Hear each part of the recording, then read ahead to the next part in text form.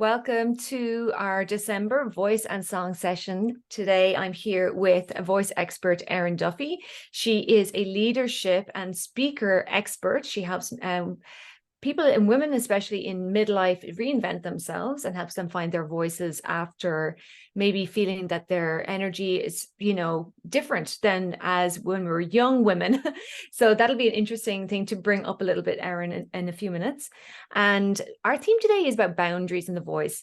So we're not going to talk a lot about the singing voice so much today, but more about the boundaries that we create by speaking and how we express ourselves.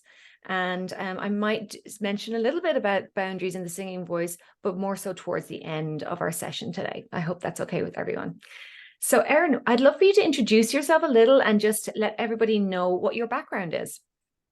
Hi, everybody. I am Erin Duffy, and I am in Minneapolis, Minnesota, and I am a career transformation and stage presence coach.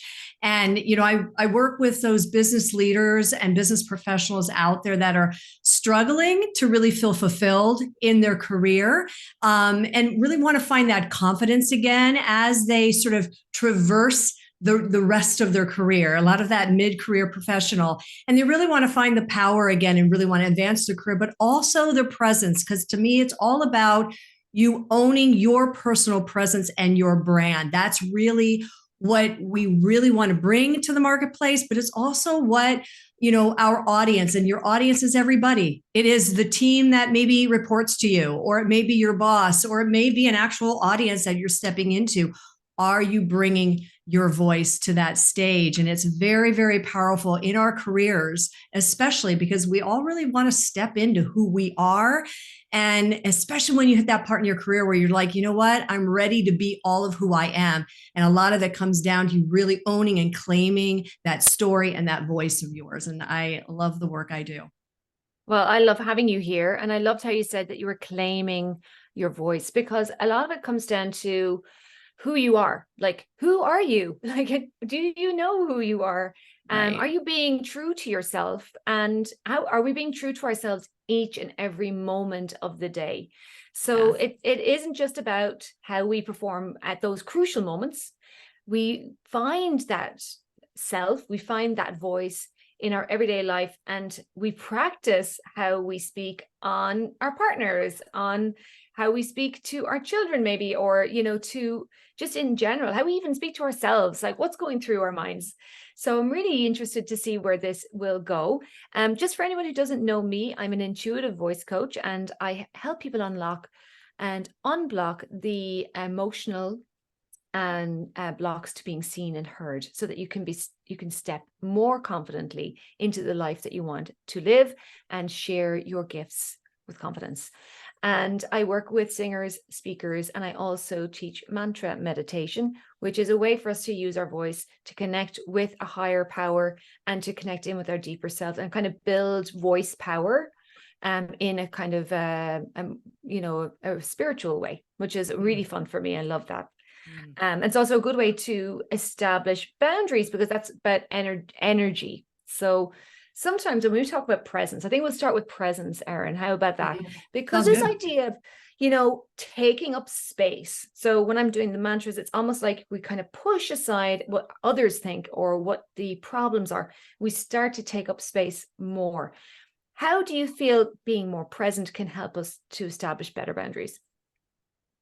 Well, when we're more present, when we bring our unique presence to a room, we are empowered to create our own boundaries. And what I mean by that is that we really have to claim and own that for ourselves. And for many of us, we don't really identify with our own presence. We may have, compared ourselves to others, or admired others and want to be more like them. And we kind of lose sight of truly what makes us unique and brings us to the room. And when we do bring our full self to the room, when we really own that and become very comfortable and confident with our presence, and then step out into the world, you suddenly are able to create more boundaries because you know yourself that well. You know what matters to you. And you also know what doesn't matter to you. And you get very, very clear on that. When that happens, you are able to create a presence that's truly unique to you. And when you own that, it not only is transformative to you, but what's amazing, Aideen, is that the people in the room take notice of it as well. Like they become more comfortable, they become more relaxed, and they also want a bit of it. They want to know, what is it? What is it that you're bringing to the room? Well, I want some of that. And that to me is you being very comfortable and confident in who you are. And that is your presence. And then you really own it. And when you own it, it's amazing the difference you can make, not just for yourself, but the people around you.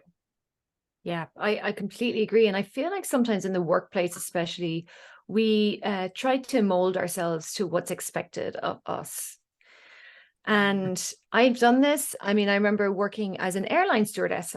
I worked for Japan Airlines. I flew to Japan and back for 5 years almost. I didn't know that, by the way. Yes, I love I that. know, back in my 20s. And I did enjoy it, but I didn't do anything with singing. And I feel like people didn't get to know me because they didn't get to know the things that I was passionate about. I was putting aside my own kind of my wishes and my dreams were being put aside to do this job. Yes. So they never got to know me. So I mean, when someone doesn't really get to know you, they don't know where they stand with you. So what you're saying is when you allow people in to really get to know the uniqueness of you, like when you're able to say, hey, well, I do like mantra meditation, and hey, I do like singing, or hey, I do like burritos or something, and whatever it might be, but they're trusting that you're presenting as who you are, because it's very clear when we're expressing our truth. Yes. Yeah, it's that true essence. It's Okay. bringing your true essence. And I love how you just said that. So it's like, when I talk about me, I love singing, and I love to travel, and I like burritos. When we start to be that honest and we really express ourselves, what happens is we're breaking down the walls. We're being vulnerable. We're being honest, and we're being kind of interesting. People are like, I want to know her better. Like, oh, you like singing? Oh, tell me more about your singing. Didn't know you performed on these professional stages. Like suddenly you're interesting. You're not just this sort of general person, like everybody's the same, and suddenly you're very unique and interesting, and you have this true essence. And what I love about it too is the energy you put off when we are fully in our presence, the things that make us unique, the things that make us excited, the things that just like bring us joy. When we show up that way, it is amazing what will happen to the people around you when you just start expressing that uniqueness. They just pull you in. I mean, and I could see Aideen, you doing that all the time, because you walk in a room and you really bring that, like you just that joy of singing and that joy of wanting to share that and expressing that. And that's what pulls people in. Like more people want to know you because you show up that way. And it's wonderful. And I have to agree with you. I mean, you and I both have that same sort of in our 20s, in my 30s, which, by the way, this is very typical of all career professionals. We start to get into our careers and we're learning, right? And you're learning from the best. So you start to, in a way, emulate other people or kind of learn from other people. But also what we do is we sort of quiet part of ourselves, or kind of let things lie dormant, or check them at the door because, I don't want to show that part of myself in there because, they may not like that. And we do enough of that for a while, and then we get to a point where we can't do it anymore. And that voice, and again, we go back to voice, but there's a voice inside every single one of us that suddenly is like, hello, knocking on your door saying, I'm still here. It's time to come back and reclaim me. It's time for you to own me and bring that out to the world, because the people really want to know your unique self. They don't want a copy of somebody else. Yeah. And that whole self as well. I mean, I would say that I've been very aligned with my values in the last few years, but I realized that with mantra, I was hiding it, and I wasn't promoting it much on my website, and I wasn't telling people about it. So I changed my website, and I just had this burst of, I'm doing this now. And my dad messaged me a couple of days later on WhatsApp, and about an hour or so after my dad messaged me, I thought to myself, what would my dad be thinking about this mantra stuff I'm doing? And for the first time I said, well, actually, sorry, Dad, if you're listening, he probably won't be, but I don't care. I don't care what my dad thinks. Exactly. Huge for me, right? You said that, being more you opens doors. It's like breaks down barriers, but it's also about, well, this is who I am. And the people who don't get that, I am okay with you not getting that. Exactly. Isn't that wonderful, Aideen, where you get to a point where you get that kind of clarity when you realize I'm not everybody's cup of tea, and that's actually okay. That's okay because we know our people are there. They're there, but the rest, it's okay. And it's such a breath of fresh air when you have this aha moment, because you draw more people in when you really become more of your authentic self and bring your true authentic voice out there. Everything about it. And I love that story about you. You kind of hid it for a while, then finally you just did it, and you get this amazing response. And I had the same experience very early on when I started this business. I was in corporate for 25, 30 years, working in corporations, the whole bit, corporate life. And then I left and I decided I got to figure out what next. And so I started this company and it really started, the whole thing started, you guys, with one idea. And that idea is, if I can help business professionals find and own their voice, they have no competition. That is how I started this business. Okay. It's grown since then, but I will never forget when I was about to launch my first website. And Aideen, I had the same response you did. I was scared to death. I'm like, because this was completely opposite of what I was doing in my corporate life, right? And I'm thinking of everybody on LinkedIn that knew me from my corporate days. And I'm like, oh God, I'm going out tomorrow. And what is their reaction? I was scared to death, like thinking, this is my head, thinking they're all going to go, what is she doing? What the heck? And it was amazing. It was the complete opposite. People were like, oh my God, finally, of course she's doing this. I mean, it was the complete opposite. And that's the thing I love, is like, it's our head that tells us, oh, we better keep our voices quiet. We better not say, oh, maybe hold back. Oh, nobody wants to have that. No one wants to see that side of us. And then you realize, oh, no, they really do want to see your authentic self. They really do. Yeah. I think it does make people more comfortable when you're very honest about who you truly are. Yeah. And, I believe everybody's voice is like a fingerprint, that we have a very unique voice, but also what we are saying is part of our voice. What am I saying and what am I not saying? And why am I not saying it? Whose voice is in my head, like my dad's, and not realizing all of this time, right? So I'm about, I'm got a big birthday coming up soon. And like all of this time, my dad's voice must have been in my head, because I had never before said to myself, I'm going ahead with this because this is what I want, and I don't actually mind what my dad thinks. I must have cared so much about what my dad thought all the way through that. So it's liberating. And when we start to, sometimes we have to express a boundary and say no to something. So we're talking more about, kind of aligning with your true voice and just going ahead with that alignment.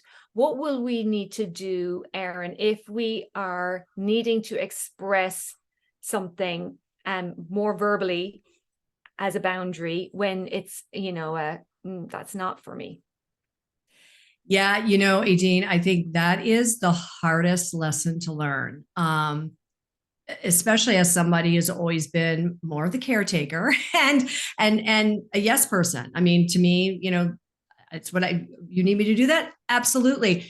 And then realizing, oh, wait, when you're able to figure out what really truly matters and what you're very much aligned to, you also get clarity on the things that you don't like to do and the things that don't align with you. And when you get that kind of clarity, you are able to say no much easier. The problem is most of us will never do that.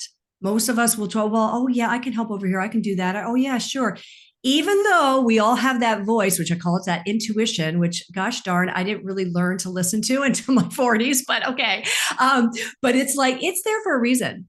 And it's there, but we don't listen. And what it's trying to tell you is that is your boundary. That is your intuition's telling you, hey, yeah, this is a great idea. Go for it. And also, we know that feeling when there's just this, I don't know what it is. We all have it. We all know what that feeling is. And it's listening to it. And what I have found, especially as we've gotten, deeper into our careers and we've grown up a bit and gotten much more clarity, is when once I realized, and you said it really well, Aideen, knowing your values, you knew them really clearly. You knew what you valued, right? And also matching that up with what are the things that fill you up? What really excites you? And getting very clear. And then why? The why is very important. It's not just like, oh, I like to play tennis. It's like, that's not the answer. It's like, I like to play tennis. Why? And it's the why. The answer's in the why, and the answer is in the story. Once you get really clear on that, I would then say do the same thing about what doesn't fill you up. What takes the air out of the room for you, and get really clear on it. And when you do, and again, the same thing, the why, the story, when you do, you get that kind of clarity. Suddenly saying no to something becomes much easier. And saying no also puts you, it's very empowering, especially when you know how to say no. Because what people have a hard time saying no because they don't know how to say no. They feel like they're letting people down. Yeah. So how do you say no? Yeah, exactly. And everybody has their own way of saying no, but it's like, thank you so much for that opportunity, but it's not a good fit for me right now. But one, thanking them first. Okay. Thinking of me. Thank you for asking. That's so kind of you. But it's right now, it's not a good fit for me, but thank you. And when you do that, you've empowered them as well. You haven't put them down or put them on the defensive. They were heard. They were seen, which everybody's grateful. Everybody needs that today. We're all looking to be seen and heard. But when you say that and put it in that way, and everybody, that's different for everybody, right? You all have your own language. But if you're able to do that, it is amazing how you've created that clear boundary and you still have the relationship. You haven't let anybody down. You really have. It's like, no, I'm not available for that right now. Or it's not a good fit for me right now. But thank you so much. I love it. And sometimes too, guys, and I think everybody listening, because we're all like, professionals, you may also, if you have a solution for them, offer it. Meaning, thank you so much. It's just not a good fit for me right now. But you know what? I have a friend of mine who might be perfect for this. I like to make an introduction. Like if you have a solution to offer them, that's even better. But again, it's very empowering for you to be able to own that no, because you've done it with grace. And that's my whole thing too, because that also serves us as well. Yeah. Yeah, because what you say no to makes space for what you want to say yes to. Yes. And we all need space. we need a lot more space than we realize. And it came up for me. I do some singing with a little jazz group, and one of the guys said, "Oh, this particular group needs someone to lead carols." And I said, "Oh, no, that's not for me." But then I found myself thinking about it later. I was like, "Oh, talking to my mom. My mom was like, 'Oh, we're doing carols,' and because she leads music as well, especially in church." And I was like, the feeling in my body, like, okay, so I've managed to now feel like, okay, I don't care what my dad thinks. Now I need to get to the point where I need to say, I don't care what my mom thinks. God, I'm just a little baby, when am I ever going to grow up? We all are. Here's another one that I think is a relevant story for boundaries. We had a flatmate, and I did something or said something, and she said, "Oh, that hurt my feelings," right? That hurt my feelings. I think in my house, if you would know if you hurt someone's feelings when they slammed the door and ran out of the room. Nobody ever spoke about things like that. So when we are dealing with, say, personal boundaries, do you have any take on how to establish those so that we're protecting our emotional selves as much as anything else? So I have a question for you. When that person said, "Oh, that hurt my feelings," how did you react? Oh, I felt like, I realized then, because I suddenly went, I need to think about this person from their point of view. And Right. I was really grateful that they told me, but Yeah. I was also in the back of my mind going, that's a strategy for expressing myself. And it was a huge lesson for me. I was so grateful to my flatmate. She taught me so much just by Yeah. saying that to me. Yeah. Yeah. And I'm very impressed with that, because a lot of times people would just not say anything. And I was like you growing up, Aideen. It was sort of like there was just doors slam or people would walk away and nothing was resolved. And you're like, okay. So you almost have to learn how to, well, one, how to learn to say, I'm sorry. That was a big one for me. I don't know about you, but because I didn't necessarily learn that, I had to learn. And my natural take was to always take on everybody else's, you know, problem. Like, if something bad happened, I'd be like, oh, I'm so sorry about that, even though I had nothing to do with it. Right. I learned to almost oversay I'm sorry. But I had to learn like what that meant. But also if somebody said like, oh, you hurt my feelings, right away, that can put us on the defense, right? Yeah. Because you're like, oh shoot, I just this person, but we don't know why, right? Like, so my thing, oh my God, I'm sorry. Like, why did that hurt your feelings? Because I don't know if you had enough information, right? Other than that hurt my feelings. So it's like, oh my goodness, oh, tell me why that hurt your feelings so that we can have a discussion. That's going one step further than I was able to that day. Yeah. but yeah, because it was a kind of a surprise to you, like, right, you had that happen. But when that one, I'm impressed that she said something, because a lot, like, we're used to people just like, fine, and then they walk away, and it's like, that doesn't serve anybody. But for, oh God, that hurt my feelings. And it's like, my initial reaction, oh shoot, what did I do? Right. That's that internal dialogue that's going on. Like, oh God, what did I just do? But then it's like, wait, that's about them. So it's like, hear that and say, oh my goodness, tell me why that hurt your feelings so we can talk it out. Because then even her saying that, we have to guess, right, without asking. So, and that's a way to just then create a conversation, but then also sticking to your boundary, because there's a reason why you said what you had to say, right? It hurt her feelings, but it's like, it hurting her feelings may not really have had anything to necessarily do with you. We don't know though until you have that discussion. So that's why it's like, oh my gosh, tell me more. Tell me, why did that hurt your feelings? And open up the discussion. I think that's one thing we have a hard time with sometimes in this society, is having the conversation, those hard conversations. Because what's so fascinating about hard conversations, they can actually be pretty easy if you just open the door and have the conversation and realize they're not as big as they sound. It's just that sometimes they scare us so much that we'll just walk away. And then we'll be hurt and we won't feel good. And oh my God, should I have done it differently, versus in the moment having the conversation. And I love this because the way that you suggested handling when someone offers you an opportunity you don't want, both of these scenarios, I'm feeling that you're using the voice, but kindly. So there's a certain amount of, it's like, and you're also not getting on the defensive, which means you feel safe to just be you in that moment. Yeah. Yeah. And I think that's it. Be you in that moment. And again, that really comes down to us feeling very comfortable and confident, again, back to the presence in who we are, and approaching it, like you were just saying, Aideen, with kindness, just being open to the conversation. And also know too, on the other side, now in your conversation it was actually because she was a friend, flatmate, and you're friends, and it resolved itself. But sometimes we might be in situations where that person, even if you were to open it up to the conversation, oh my gosh, please tell me why. And they may say no, and then walk away. Remember, that's not about you. That's about them. And that's the, a lot of times we'll take that on, whatever that was, and then we'll be bummed about it all day and kind of beat ourselves up and think, could I have done something different? But if you were to take a step back and look at the situation, you realize, no, you opened yourself up. You were ready for a conversation and they shut it down. Why? That's about them.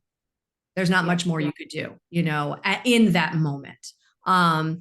And I always think just kind of approach it to being open. And that way too, it's like, it's too bad that they did not express why it hurt their feelings, if that was what would have happened, right? Yeah. Because that cheats you of understanding, because you're like, I'm not going to change my boundary just because I might have hurt your feelings, because I don't know why I hurt your feelings, but I still have my own boundary, Yeah. and we have to protect. I always say we have to really protect ourselves, and we have to put ourselves first, because we're better for our friends, our family, our, I don't know, colleagues.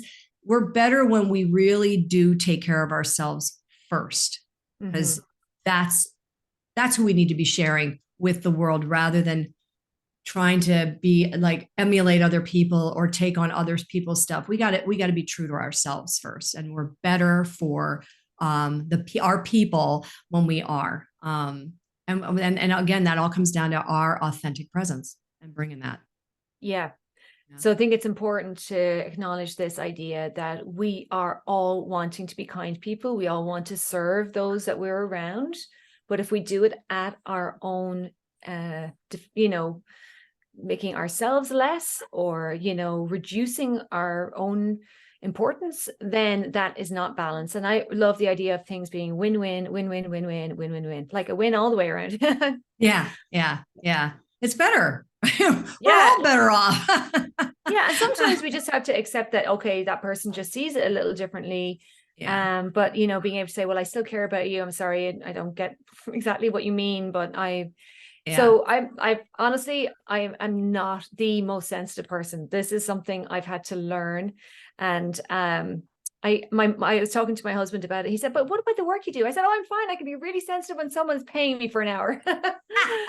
But with my family, or with, just a throwaway comment, I can say something quite sharp that I don't think is as bad, but the other person can take it quite badly. But I had to also ask myself, if I can change my personality so much that I never do it again. And that's probably not going to happen. I'm probably going to have a quick as a whippet throwaway remark every now and again that I maybe should have thought about, but I can accept that I'm not perfect, and I'm going to have to allow, like, if I try to be too perfect about that side of myself, it becomes really hard for me to be myself.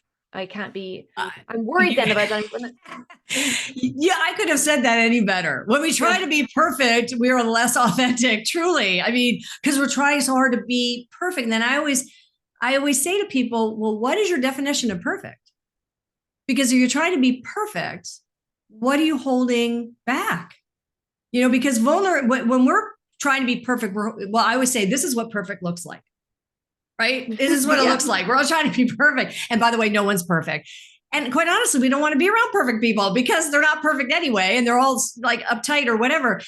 And it's in the vulnerability. It is in the mistakes we make that we grow the most. And we're more interesting that way. And then, I mean, I think your quick wit and the way that's part of your unique personality, is part of your humor. It's, and yes, you're learning, like, oh yeah, I should probably, when I'm talking to my family, maybe I should be a little bit, laid back in that situation. But again, that's also part of your fabulous personality, that you're so quick-witted, and you have these really fun, I don't know, statements that you make that are really, like, it kind of catch you. Like, I'm not like that. Like, you just have these really great ways of stating things and I would hate to stop that.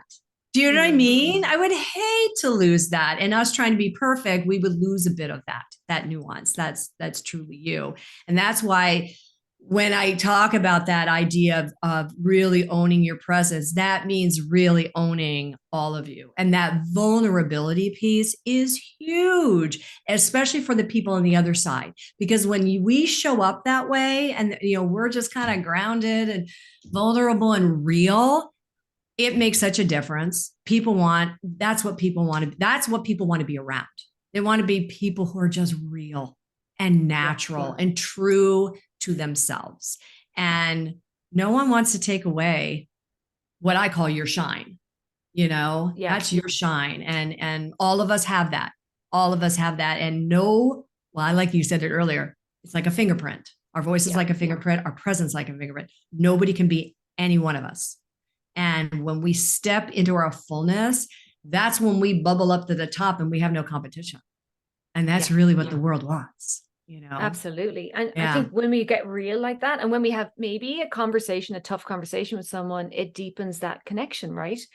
That you absolutely. kind of are really being real with each other. Okay, you didn't get along in that moment, but you're going to get along 100 times better a few minutes later Yeah. because you both Yeah. presented as, well, I feel this way and I feel this way. And Right. okay, but let's have a conversation about that. Okay, Right. so normally we would go into breakout rooms. We've got a pretty small group here today. This is going to be on YouTube. I'm going to be putting the recording up, and I completely understand if anyone would prefer not to show their face on camera. But if you have a question, you can pop it in the chat right now, or you can unmute and come on and ask a question of Erin or myself, or make a comment like, what is going through your mind? What's the story Yeah. that you've been telling yourself that you want to move past, so that you can be more authentic to yourself? So is anybody interested in saying anything? You can put your hand up or just go ahead and unmute. Lisa. Hello. Hi. Sorry, we missed the first part. We had an appointment, but I was listening to the part about boundaries, and when you said that someone said that that whatever you said hurt their feelings. I didn't catch all of that, but it reminded me of when I was in Dallas years ago, like 30 years ago, and I was selling Mary Kay at the time. And I met a lady in the Mary Kay group that we had talked about maybe going out and trying to get some business together, maybe make some baskets or so on. But I was also doing another full-time job. So she was asking me, I would like to do this day and what was working best for her. And when I told her that, that wasn't going to work for me, I was going to have to get back with her on some different dates. She very forcefully told me that I really hurt her feelings, that she was trying very hard to reach out to others and, get together with people and out in the community. And so I was really taken aback because I thought, but that doesn't work for me. It's just a matter of my boundaries. So I started to get offended. And then I realized, I think that she was trying to use her voice more for what she wants, but not realizing where she stepped over the line into your boundaries. So I kind of stepped back a little bit and let it go, because I could see that maybe she didn't know quite how to do that, and something she was working on. So I tried to be a little easy with her, but I just said, it's not that I don't want to do this. It's just that these particular dates are not going to work for me because I have a full-time job. So, and then it seemed like it was okay, but I think we went one time, and then I just kind of felt like I really didn't connect with her that well at the time. But I think that's what it was. I think she was trying to use her voice. And sometimes when you start out where you're stepping out of your comfort zone, you come off a little too harsh, rather than, kind of feeling where that comfort zone is on your boundaries and someone else's boundaries. Yeah, that's a great story to share, Lisa. Thank you so much. You're welcome. Erin, would you like to comment on that one? Yeah, Lisa, that I think you probably hit that right on the nose, that she was probably testing things out a bit. And I always wonder, like, when you guys started planning it out, was there clarity about, your hours, her hours, what worked, what didn't? And even with that, she still overstated her bound in a way, like almost like she didn't hear you. Is that kind of what happened, you think? Yeah, and we hadn't really discussed it. It was just at one meeting we talked about maybe we could get together and do some things together. And then when I told her that those particular dates didn't work for me, she reacted. Yeah. So I Yeah. tried not to react. I was starting to react, and then I tried to pull my reaction in because I was thinking, okay, I feel like what's happening is that she's not comfortable with speaking out for herself, and she just needs to find that balance. Yeah. Yeah. Well, good. So, And it also sounds like, Lisa, you didn't take ownership of it either. You didn't take ownership of the fact, which is great for you, because that also means you heard enough in yourself that you're like, I'm not going to overreact here because this isn't necessarily about me. She's still trying to figure it out.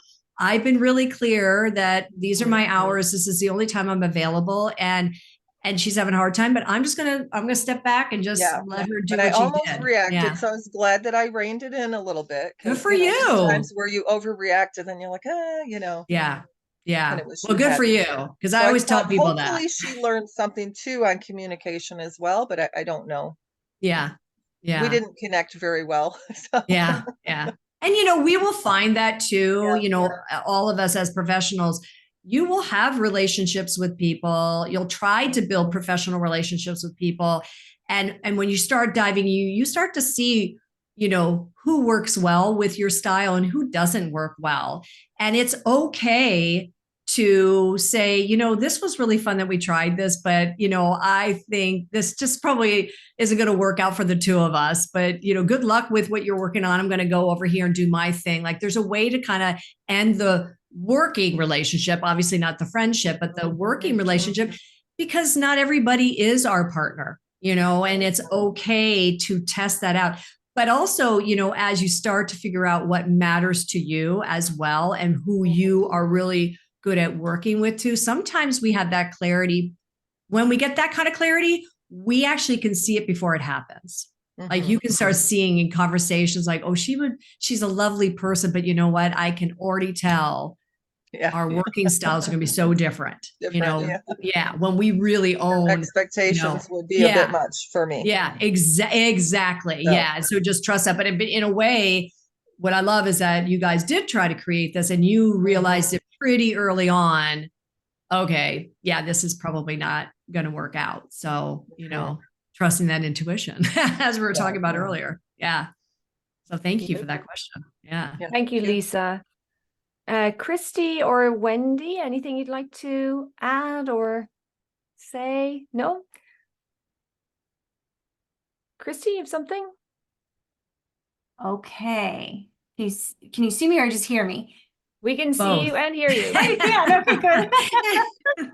Okay. Well, hello, everybody. Well, so I guess what I was really resonating with in the very beginning of this discussion was boundaries. At first, I was thinking about, what I love is inspiring in others is the limitless possibilities that there are for anything. That and believing in your childhood dreams and believing, and creating or co-creating, the life that you want. And I have had a very, real sense of what my purpose is and what I'd like to do and some of my superpowers, I guess, that I bring, to the table.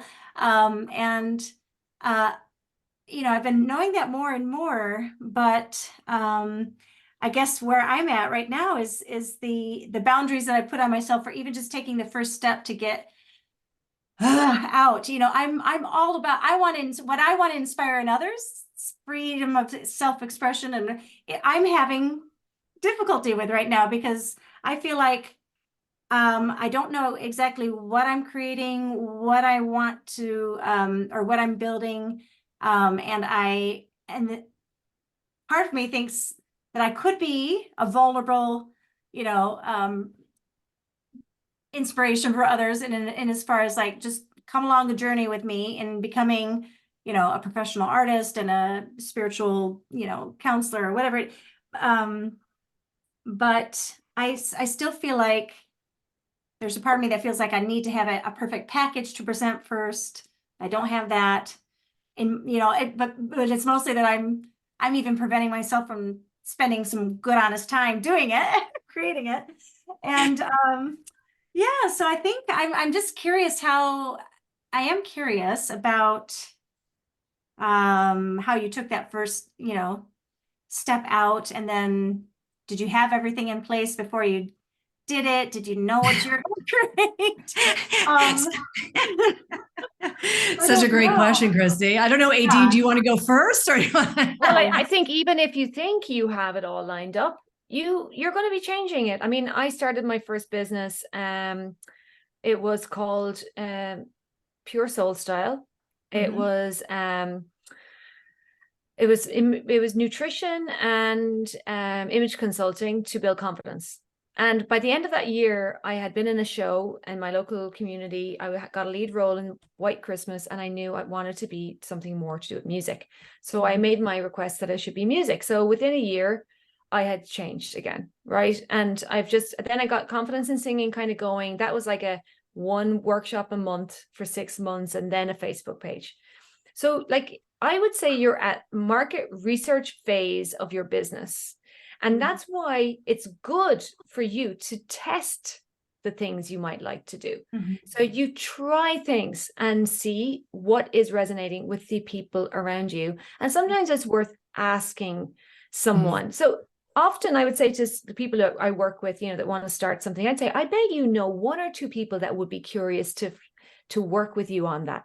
And you might do it for free, but it would be a good idea to ask those people that are close to you that you think might be interested, would they be willing to do a free session with you and see if you can develop something over time? I think for me, it's easier to do things gently. I like to bring sweetness to everything I do. I do not need it to have bells and whistles, because then I feel pressure, and I don't want to feel pressure. So get started before you're ready. Do some market research. That would be my take on it. Erin? Yeah. Aideen and I kind of started very similarly in the sense, but after leaving corporate, I went ahead, like I said earlier, that, I was working with a business coach at that time, trying to figure out what next. And I came up with, she's come up with ideas for a business, and to get there, she had us go through this whole litany of things that we had to do. But that's where I came up with, well, if I could help business professionals, find and own their unique voice, they'll have no competition. And of course, I just threw that out as a thought, as an idea. And everybody in my mastermind, I'm like, well, that's an idea for a business. I'm like, what are you talking about? I'm like, but as I continue down the program, by the end of the 12-week program, I'm like, what the heck, I'm going to go for it. And at that point, I had already done some market research on the idea, if I could help mid-career professionals find their voice, I would set them on a career transformation unlike anything else out there, because it was all story driven. So that's how I started. Just like it sounds where you are, Christy, you have these ideas, right? And I did, I went down the route of like creating I'm going to create my own program called Own Your Story, Change Your Life. But again, I elicited two of my friends who were at a point in their career where they were really kind of at that mid-career, like, I'm miserable, I'm bored, whatever.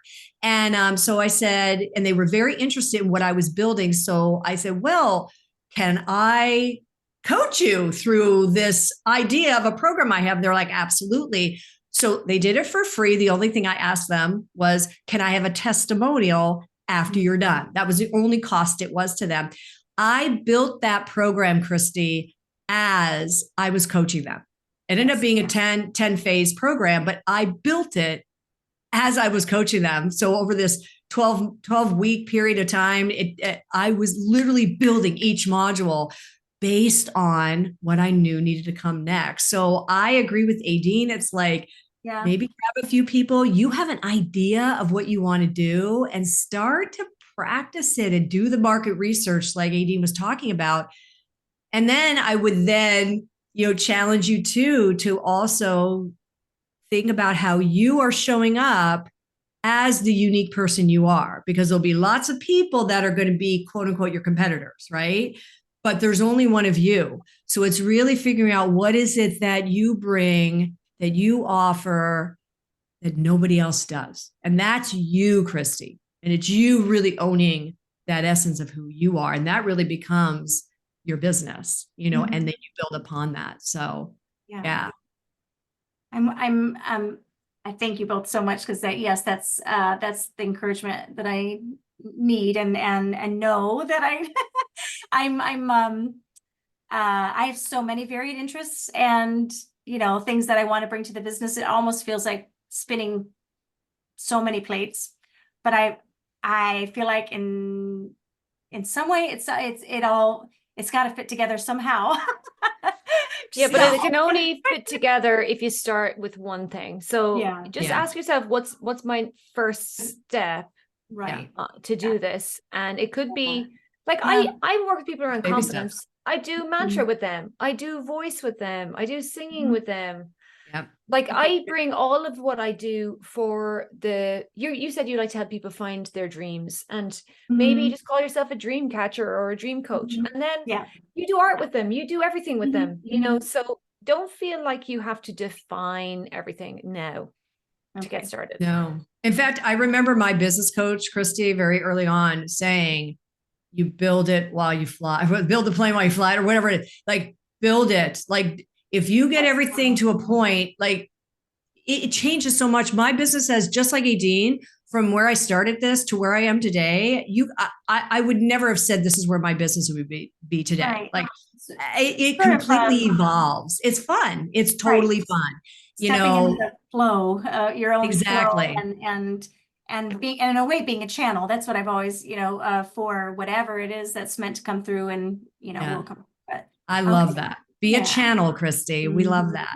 That's my Yes. goal, That's baby. good. Thank you so much, Christy. Thank And you. Thank you you. may need to create a bit more of a support structure around you. There may be a couple of friends you need to recruit as accountability helpers, or you might want to hire someone as a coach at some point, but Yeah. getting grounded, and don't be afraid to invite your guides and your Yes. in-person real life supporters to help you.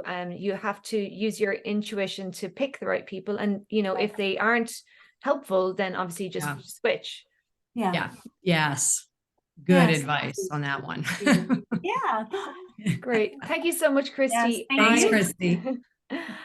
So we are coming towards the end. I wanted to very briefly mention about boundaries with the voice when singing. But this is another thing, right? Okay. I've been in a choir for the last 2 years, and I think in my past, I would have wanted to be the one standing out, and I would have sang louder than everybody else for whatever reason, right? Just thought they needed me, I suppose. And now I'm kind of more able to settle in and be a part of a group and blend. So when it comes to what your boundaries are in your voice, where your voice can go, where it doesn't like to go, it's all an exploration, in the same way that we're all exploring who we are, what our values are, how to interact with others. And so we need to be able to see it as a form of a journey, and not try to have it all worked out. But, explore and test what we are doing and have fun with it. So there's probably lots that we could do on actual singing voices and where that could go, but that wasn't really where this conversation was going to go, working with Erin here today. And so if you have more questions on that side of boundaries and your voice, just let me know, and I will give you more of my take on that in another way, or personally in an email or something to you. Let's wrap things up. Erin, thank you so much for being here. Thank you for having me. This has been such a fun hour. It's so much fun. Thank you. Yeah, I think what you do, like helping people in midlife reestablish themselves and find a new version of the career, I think that it just worked out perfectly for you to speak on boundaries, because when we are in a job for a long time, we've grown, we've changed, right? But we don't always, it doesn't always seem like that on the surface, and I know a couple of people that are moms that are, just becoming empty nesters, and they don't know who they are anymore. Yes, that's a big one, by the way. That empty nester, career woman, empty nester, trying to figure it out now, because this is where all that wisdom and experience and skills and passion all collide. They're all like here, and they're like, what are you going to do now? Where are you going to share this with the world? And it's not the typical thing they've been doing for the last 20, 30 years. It's like, I got to do something special. Because what happens, Aideen, is we hit a point, especially in those, mid-career time frame, where it's time to make a difference. It suddenly appears, and we're all human. It's a human thing. I think it's because we feel our age or like mortality, whatever. It's an interesting thing, but it's like, I need to make a difference. Take all of this great wisdom and experience and make a difference. And that's the driving factor. And that's what's happening, especially empty nesters. Because like, okay, the kids have flown, right? What do I do now? Because you've done a great job raising the kids, but now it's your turn. And I love Jamie Lee Curtis. I love this. When she was 60, she turned 60, raised the kids, did all this stuff, raised her family, what have you. And she hit 60 and she realized, holy cow, Jamie Lee, if not now, when? And if not me, who? And that we all should carry that, because there's only one of us. We have our true essence, and the world is asking us to share that with the world, because, we only have this one beautiful life. So now's that time. That's just amazing. And if not now, when? And if not me, who? And I think I have started to really step into my power, and I'm obviously still peeling off layers of trying to do it within what others need me to be or what they perceive me to be. And I'm really dropping that now. And so I think, there are ageist perceptions around, what you're capable of in your 70s, your 80s, your 90s. And I think we really need to ask ourselves to look inward to what is it that my energy is wishing for or wanting, and recruit the cheerleaders that we need to get us there. Yes. Yes. Surround yourself with that, really. And the ones who don't, it's okay. You can let them go with grace, but surround yourself with the people who really love you and support you and are cheering you on, because we don't need the negative stuff anymore. We don't. This is your time. Your time to shine is now. Yeah. Sure. Find your shine. Let it shine. Find your shine. Erin, it's such a pleasure. Is there a way that you'd like people to connect with you after today? I know that you have, I'm sure you have resources that perhaps you could offer. What would you like to offer? Absolutely. Well, you can find me at my website. So Inspiration Squared, and as sqrd.com. And also, if that presence piece was really resonating with folks, and you really want to find and own your presence, I do have my Supercharge Your Presence session, and it's a 30-minute session, and would love for people to sign up. And what happens is we really identify that number one thing that might be holding you back from bringing that presence to the room, to the stage, whatever that is. And the stage, you guys, is every room you walk into. So if you're interested in that, I can share it in the chat, Aideen, if that works. Yeah. And then, would love to meet people. Yeah. I'll be putting some of your information in the show notes today. And I also would love to offer people, I've got a meditation that I offer on my website called the New You Meditation, and I will offer that as a gift to anyone watching today. And so if you want that gift, it'll be in the show notes on YouTube, and get in touch if for some reason you cannot find that. Thank you, everybody who's been here live, everybody who's been watching the recording. It's an absolute pleasure. Each of you have brought energy to today. Each of you. We're all equal in this, even if Erin and I did most of the talking. And we love you all, and we're very grateful. Actually, I feel very grateful anyway that I get to share what I get to share in my life, and it is truly an honor and a blessing to have an outlet for that. And I do it through my own business. And if you're thinking of having your own business, then I would encourage you to explore that as an option, because it is one of the most challenging and rewarding, and it certainly builds character in a great way. Absolutely. And Aideen, we're just so grateful for you. So thank you for offering this forum, because these are such wonderful hours. So thank you for this.